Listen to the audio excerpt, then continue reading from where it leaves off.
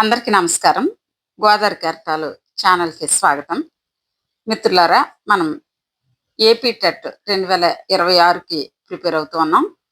ఇందులో భాగంగా మరి మన ఛానల్ నుండి లాంగ్వేజెస్ అంటే తెలుగు, ఇంగ్లీష్ మరియు సైకాలజీ, మ్యాథ్స్ ఈ వీడియోలు వెలువడుతూ ఉన్నాయి.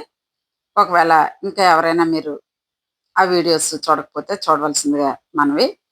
అంతేకాకుండా మరి మన ఛానల్ ఇంకా ఎవరైనా సబ్స్క్రైబ్ చేసుకోకపోతే సబ్స్క్రైబ్ చేసుకోవాలని మనం చేస్తున్నాను.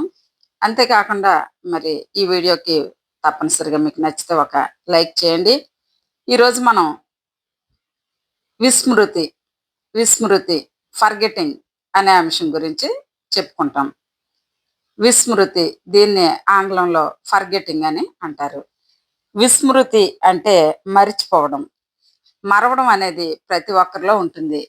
మనస్సు అవసరమైన విషయాలను స్మృతి పదంలో ఉంచి అవసరం లేని విషయాలను అచేతనంలోకి పంపిస్తుంది. కావున జీవితంలోని అన్ని అనుభవాలు గుర్తుండవు. సెగ్మంట్ ఫ్రాయిడ్ ప్రకారము ప్రస్తుతం నేర్చుకున్న అంశాలు చేతనంలో ఉంటాయి. చేతనంలో ఉన్న అన్ని అంశాలు గుర్తుంటాయి. కొంతకాలం తర్వాత చేతనంలోని అవసరం లేని అంశాలు ఉపచేతనంలోకి వెళ్తాయి. ఇది అతి కష్టం మీద గుర్తుకు తెచ్చుకుంటాము. గుర్తుకు తెచ్చుకోలేని అంశాలు అచేతనంలోకి వెళ్తాయి. అచేతనంలోకి వెళ్ళిన అంశాలు అన్నింటినీ మర్చిపోతాం. కానీ కానీ దాని ప్రభావం మాత్రం జీవితాంతం వ్యక్తిపై ఉంటుంది. విస్మృతిపై శాస్త్రీయంగా ప్రయోగాలు చేసిన శాస్త్రవేత్త ఎబ్బింగ్హాస్ విస్మృతి నిర్వచనాలు చూద్దాం. ఇంతకు మునుపు అభ్యసించిన విషయాలను పూర్తిగా లేదా పాక్షికంగా కానీ పునఃస్మరణ చేసే సామర్థ్యాన్ని కోల్పోవడమే విస్మృతి. మన్ అనగా పూర్తిగా లేదా పాక్షికంగా. ఇంతకు ముందు నేర్చుకున్న అనుభవాలను ఏ సమయంలోనైనా ప్రదర్శించడానికి లేదా చేయడానికి ప్రయత్నించేటప్పుడు వాటిని జ్ఞప్తికి తెచ్చుకోలేకపోవడమే విస్మృతి. ఇది డ్రైవర్ అనే ఒక సైంటిస్టు ఈ నిర్వచనం ఇచ్చారండి. మూల ఉద్దీపన సహాయం లేకుండా వ్యక్తి తన భావనల సమూహాన్ని చేతనంలోకి పునరుద్ధరించుకోలేకపోవడమే విస్మృతి అని భాటియా అని ఆయన నిర్వచించారు. అవసరం వచ్చినప్పుడు ఒక విషయాన్ని జ్ఞప్తికి తెచ్చుకోలేకపోవడం లేదా అభ్యసించిన పనిని చేయలేకపోవడమే విస్మృతి. ఈ నిర్వచనం జేమ్స్ హెవర్ గారు ఇచ్చారు. ఇప్పుడు మనం ఇందాక చెప్పుకున్న రీతిగా విస్మృతిపై శాస్త్రీయంగా అనేక ప్రయోగాలు చేసిన శాస్త్రవేత్త ఎబ్బింగ్హాస్ అని చెప్పుకున్నాం కదా. ఇప్పుడు ఎబ్బింగ్హాస్ విస్మృతి ప్రయోగం గురించి తెలుసుకుందాం. ఎబ్బింగ్హాస్ అర్ధరహిత అక్షరాలను ఉపయోగించి స్మృతి, విస్మృతి మీద అనేక ప్రయోగాలు చేయడం జరుగుతుంది. ఈయన చేసిన ప్రయోగాలలో ఎక్కువ ప్రయోగాలు తనపై తానే చేసుకోవడం జరిగింది. ఈయన చేసిన ధారణ విస్మృతి ప్రయోగంలో నిమిషాలు, రోజులలో ఎంతెంత శాతం మర్చిపోతామో వివరించాడు. ఒక విషయాన్ని అభ్యసించి తిరిగి దానిని పునరభ్యసనం చేయలేకపోతే విస్మృతి రేటు వివరాలు ఈ క్రింది విధంగా ఉంటాయి. 20 నిమిషాలు 47% విస్మృతి అయితే స్మృతి శాతం 53%గా ఉంటుంది. తర్వాత 50 నిమిషాలలో విస్మృతి 50% ఉన్నట్లయితే స్మృతి శాతం 50%గా ఉన్నట్లు అర్థం చేసుకోవాలి. ఒకరోజు అనగా 24 గంటల్లో విస్మృతి 66% ఉన్నట్లయితే స్మృతి శాతం మనం 34%గా చెప్పగలం. 34%ని చెప్పవచ్చు. 2 రోజులలో 72% విస్మృతి కలుగుతుంది అంటే వారి స్మృతి శాతం 28% అవుతుందన్నమాట. అలాగే 6 రోజుల్లో నిమిషాలు, రోజులు మనం చూస్తున్నాం కదా. ఇక్కడ 6 రోజుల కాల వ్యవధిలో 75% ఒక వ్యక్తి విస్మృతికి లోనైతే ఆయనలో స్మృతి శాతం 25% అని చెప్తాం. అంటే 25%గా. 31 రోజులు అంటే ఒక నెలలో విస్మృతి శాతం 79% లేదా 80% ఉంటే, విస్మృతి శాతము అలా ఉంటే, స్మృతి శాతం 21 లేదా 20% అని చెప్పుకోవచ్చు. విస్మృతి తొలి దశలో చాలా అధికంగా ఉంటుంది. నేర్చుకున్న మొదటి 24 గంటల్లోనే 66% విస్మృతి జరుగుతుంది. రెండవ రోజు నుండి 31వ రోజు వరకు కేవలం నూట సారీ 14% మాత్రమే విస్మృతి జరుగుతుంది. కాలము విస్మృతి అనులోమ సంబంధాన్ని మరియు కాలము స్మృతి వి విలోమ సంబంధాన్ని కలిగి ఉంటాయి. కాలం గడిచే కొద్దీ విస్మృతి పెరిగి విస్మృతి రేటు తగ్గుతుంది. సంపూర్ణమైన విస్మృతి ఎవరికి సాధ్యం కావదు. విస్మృతి రకాలు, ఇది చాలా ఇంపార్టెంట్ ఫ్రెండ్స్. విస్మృతి రకాలు చూద్దాం. విస్మృతికి గల కారణాలలో ముఖ్యమైనవి: 1 అనుపయోగం వలన విస్మృతి, 2 అపసామాన్య విస్మృతి, తర్వాత 3 జోక్యము లేదా అవరోధము, 4 దమనము. అనుపయోగం ఇప్పుడు ఒక్కొక్కటి మనం చూద్దాం. అనుపయోగం వలన విస్మృతి, ఇది టెట్ 2024లో ప్రశ్నగా అడిగారు.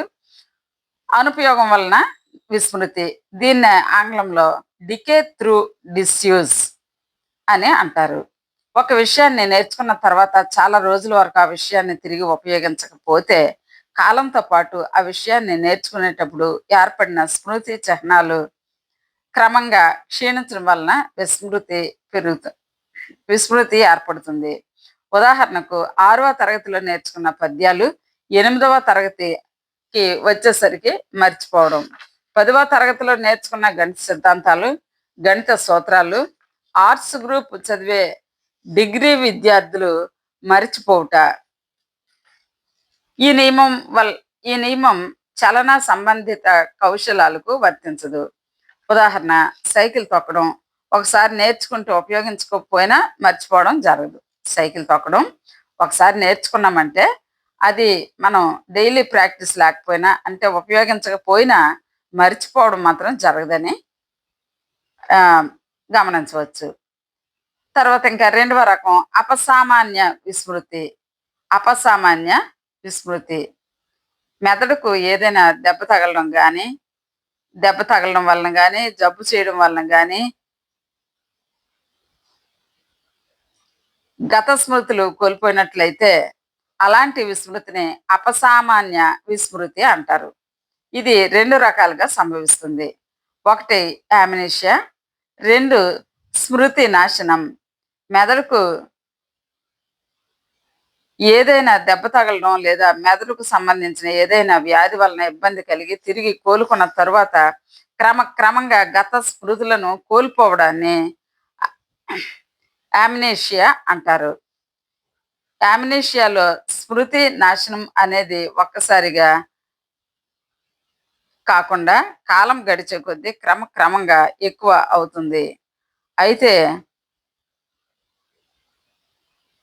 వీటిలో అంతర్గత స్మృతి మాత్రం అలాగే ఉంటుంది. అంతర్గత స్మృతిని విధాన స్మృతి అని కూడా అంటాం. మెదడుకి సంబంధించిన వ్యాధులు: మెదడు వాపు వ్యాధి, మెనింజైటిస్ వ్యాధి, అల్జైమర్స్ వ్యాధి, డిమెన్షియా వ్యాధి. డిమెన్షియా అనగా మనందరికి తెలుసు, అతి తీవ్రమైన మతిమరుపు. ఉదాహరణ, రాజు అనే వ్యక్తి తలకి బలమైన దెబ్బ తగిలి చికిత్స తర్వాత కోలుకున్నాడు. కొద్ది నెలల తర్వాత రాజుకు తెలిసింది. ఏమిటి అంటే, తన గత జ్ఞాపకాలను రోజు రోజుకి కోల్పోతున్నానన్న విషయం. రాజుకి జరుగుతున్న విస్మృతి ఏ రకమైంది? మరి ఇప్పుడు మనం చెప్పుకున్నాం కదా, మెదడుకి ఏదైనా దెబ్బ తగలడం లేదా మెదడుకు సంబంధించిన ఏదైనా వ్యాధి, దీనివల్ల ఇబ్బందులు, అలా ఇలాంటివి ఏదైనా మనము యామ్నీషియా అంటామండి. యామ్నీషియా, ఈ ప్రశ్నకి ఆన్సర్ కూడా యామ్నీషియా. ఇక 2వది, మెదడుకు ఏదైనా తీవ్రమైన అఘాతం సంభవించినప్పుడు వ్యక్తి కొన్ని తన వ్యక్తిగత జీవితానికి సంబంధించిన స్మృతులను ఒక్కసారిగా కోల్పోయి ఒక క్రొత్త పేరుతో క్రొత్త జీవితాన్ని ప్రారంభించిన ఈ విధంగా క్రొత్త జీవితాన్ని ప్రారంభించడమే ఫ్యూగ్ అని అంటాము. తర్వాత ఫ్యూగ్ లో వ్యక్తిగత జీవితానికి సంబంధించిన ఎపిసోడిక్ మెమరీ మాత్రమే కోల్పోతారు. ఫ్యూగ్ లో ఎప్పుడైనా మరొక ఆఘాతం సంభవించినప్పుడు గత జీవితం అంతా మరలా గుర్తుకు వచ్చే అవకాశం ఉంటుంది. ఉదాహరణ, లారీ ప్రమాదంలో తలకి తీవ్రమైన దెబ్బలు తగిలి స్పృహను కోల్పోయి చికిత్స తర్వాత కోలుకున్న రాజు తన పేరును, ఊరును, వ్యక్తిగత వివరాలను వేటిని గుర్తుకు తెచ్చుకోలేకపోతున్నాడు. ఈ ఈ రకమైన సా విస్మృతిని ఏమంటారు? ఈ రకమైన విస్మృతిని ఏమంటారు? మనకి ఆన్సర్ తెలిసిపోతుంది కదండి స్పష్టంగా. ఫ్యూగ్ అని అంటారు. ఫ్యూగ్. తర్వాత మూడవది ఇంకా అవరోధము లేదా జోక్యము. ఇది చాలా చాలా ఇంపార్టెంట్ అండి. చాలా ఇంపార్టెంట్. ఎందుకంటే ప్రతి పాయింట్ కూడా ఇప్పుడు నేను చెప్పబోయే ప్రతి పాయింట్ కూడా మరి టెట్లో వచ్చినవే ఇవన్నీ కూడా. ఏపీ టెట్లో మనకి 2024, 2019, తర్వాత 2024 ఇవన్నీ కూడా ఈ బిట్స్ అన్నీ ప్రతి విషయం కూడా ఇందులో అడిగారు. జాగ్రత్తగా వినండి. అవరోధము లేదా జోక్యము మూడో పాయింట్. రెండు సారూప్య విషయాలను కొంతకాల వ్యవధులలో నేర్చుకున్నప్పుడు ఒకదానిని గుర్తు తెచ్చుకోవడంలో రెండవది అడ్డు తగులుతూ ఉండడాన్ని జోక్యము లేదా అవరోధము అంటారు. ఈ జోక్యము లేదా అవరోధం అనేది రెండు రకాలుగా ఉంటుంది. జోక్య సిద్ధాంతము వివరించినది ఒకటి జోక్య సిద్ధాంతం వివరించింది. అవి ఒకటి పురోగమన అవరోధం, రెండు తిరోగమన అవరోధం. గతంలో నేర్చుకున్న ఇప్పుడు మొట్టమొదట పురోగమన అవరోధం గురించి తెలుసుకుందాం. గతంలో నేర్చుకున్న విషయానికి సంబంధించిన వృత్తి ఇప్పుడు నేర్చుకున్న విషయానికి సంబంధించిన వృత్తిని ఆటంక పరచడమే పురోగమన అవరోధం. అంటే కొత్త స్మృతిని పాత స్మృతి అడ్డుకోవడం అని గుర్తుంచుకోవాలండి మనం. తర్వాత పురోగమన అవరోధం గురించి తెలిపినది అండర్వుడ్ అనే ఆయన ఈ పురోగమన అవరోధం గురించి ఈయన చెప్పారు. తర్వాత విషయాల మధ్య సారూప్యం అధికంగా ఉన్నప్పుడు పురోగమన అవరోధం కలుగుతుంది. తిరోగమన అవరోధం క్రొత్తగా నేర్చుకున్న విషయానికి సంబంధించిన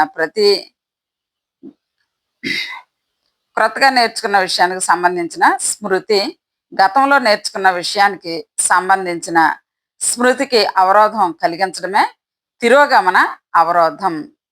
అంటే రిట్రోయాక్టివ్ ఇన్హిబిషన్ అని అంటామండి. రిట్రోయాక్టివ్ ఇన్హిబిషన్, దీన్ని తెలుగులో ఏమంటాము? తిరోగమన అవరోధం అని అంటాం. మరి ఈ పురోగమన అవరోధం మరి ప్రశ్న 2019లో వచ్చిందండి. విషయాల మధ్య సారూప్యం అధికంగా ఉన్నప్పుడు ఏ అవరోధం కలుగుతుంది అనేది ప్రశ్న అక్కడ. దాని జవాబు పురోగమన అవరోధం అని రాస్తే రాయవలసి మనం ఎంపిక చేసుకోవాల్సి ఉంటుంది. తర్వాత టెట్ 2024లో కూడా మరి ఈ పురోగమన అవరోధం మీద ప్రశ్న వచ్చింది. ఇప్పుడు చెప్పుకున్న తిరోగమన అవరోధం మీద కూడా టెట్ 2024లో ప్రశ్న ఇది. తిరోగమన అవరోధం కొత్తగా నేర్చుకున్న విషయానికి సంబంధించిన స్మృతి గతంలో నేర్చుకున్న విషయానికి సంబంధించిన స్మృతికి అవరోధం కలిగించడమే తిరోగమన అవరోధం. పాత స్మృతిని కొత్త స్మృతి అడ్డుకోవటం అని మనం గుర్తించాలి. మొదట వేమన శతక పద్యాలను నేర్చి తర్వాత సుమతి శతక పద్యాలను నేర్చిన తరువాత వేమన శతక పద్యాలను పునఃస్మరణ చేసుకోవడానికి సుమతి శతక పద్యాలు అవరోధం కలిగించడం. ఇది అర్థమైందండి ఈ కాన్సెప్ట్. అంటే మొదట వేమన శతకాలు నేర్చుకున్నారు, తర్వాత సుమతి శతకాలు నేర్చుకున్నారు. ఇప్పుడు వేమన శతక పద్యాలను పునఃస్మరణ చేసుకోవడానికే సుమతి శతక పద్యాలు అవరోధంగా ఉండడం, దీన్నే మనము తిరోగమన అవరోధం అని అంటాం. ఇంకా ఇది ఆ, ఈ తిరోగమన అవరోధం టెట్ 2024లో ప్రశ్న ఉందండి ఇది. తర్వాత ఇప్పుడు 4వది ఏంటంటే దమనం, రిప్రెషన్. రిప్రెషన్ అంటామండి ఇది. దమనం అనేది ఒక రక్షక తంత్రం, తెలుసు కదండి మనకి రక్షక తంత్రాలు. ఆ దమనం అనేది ఒక రక్షక తంత్రం. మనసు అంగీకరించిన విషయాలను, బాధను కలిగించే విషయాలను చేతనము నుండి ఉద్దేశపూర్వకంగా అచేతన మనసులోకి నెట్టివేసి వాటిని కావాలని మర్చిపోవడమే దమనము. గమనించరా? ఈ దమనం గురించి, ఈ రిప్రెషన్, దమనాన్ని ఆంగ్లంలో మనం రిప్రెషన్ అంటాము. ఇది టెట్ 2024లో వచ్చినటువంటి ప్రశ్న అండి ఇది. ఈ దమనం గురించి మరొకసారి చెప్తాను. దమనం ఒక రక్షక తంత్రం. మనసు అంగీకరించిన విషయాలను, బాధను కలిగించే విషయాలను చేతనం నుండి ఉద్దేశపూర్వకంగా అచేతన మనసులోకి నెట్టివేసి వాటిని కావాలని మర్చిపోవడమే దమనము. దమనమును ప్రేరేపిత విస్మృతి లేదా క్రియాత్మక విస్మృతి, చేతనాత్మక విస్మృతి, ఉద్దేశపూర్వక విస్మృతి అని కూడా అంటారు. ఇది కూడా టెట్ 2024లో పడినటువంటి ప్రశ్న అండి ఇది. దమనమును ప్రేరేపిత విస్మృతి లేదా క్రియాత్మక విస్మృతి లేదా చేతనాత్మక విస్మృతి మరియు ఉద్దేశపూర్వక విస్మృతి అని కూడా అంటారు. ఇక మనో విశ్లేషణవాదులు స్వేచ్ఛా సంసర్గం ద్వారా దమనంలో అణిచివేయబడ్డ విషయాలను వెలికి తీస్తారు అని చెప్పారు. ఉదాహరణ 1, ప్రధాన ఉపాధ్యాయునిచే తిట్లు తిన్న తెలుగు ఉపాధ్యాయుడు ఆ బాధను కావాలని మరిచిపోయి తర్వాత రోజు ప్రధానోపాధ్యాయుడిని పలకరించడం.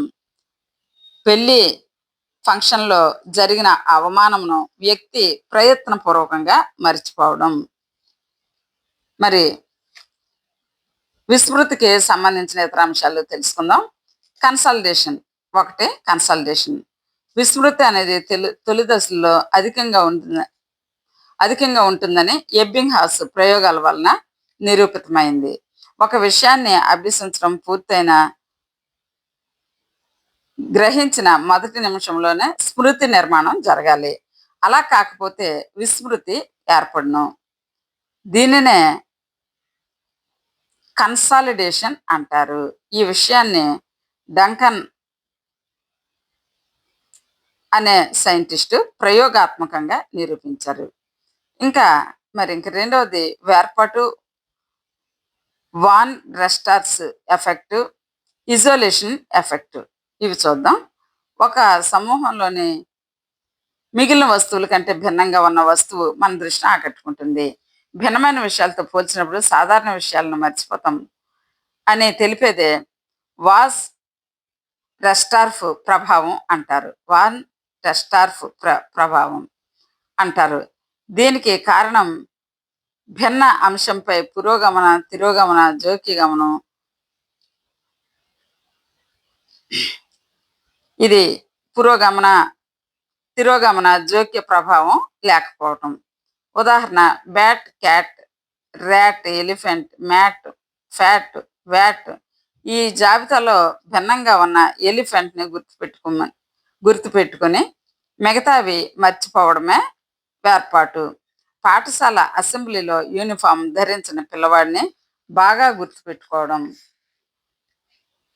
జైగార్నిక్ ప్రభావం. జైగార్నిక్ అనే రష్యా మనోవిజ్ఞాన శాస్త్రవేత్త ప్రకారం పూర్తిగా నేర్చుకున్న విషయాలు లేదా పూర్తిగా చేసిన పనుల కంటే మధ్యలో వదిలేసిన పనులు అనగా లేదా విషయాలు బాగా జ్ఞాపకం ఉంటాయని తెలియజేశారు. దీన్నే జైగార్నిక్ ప్రభావం అంటారు.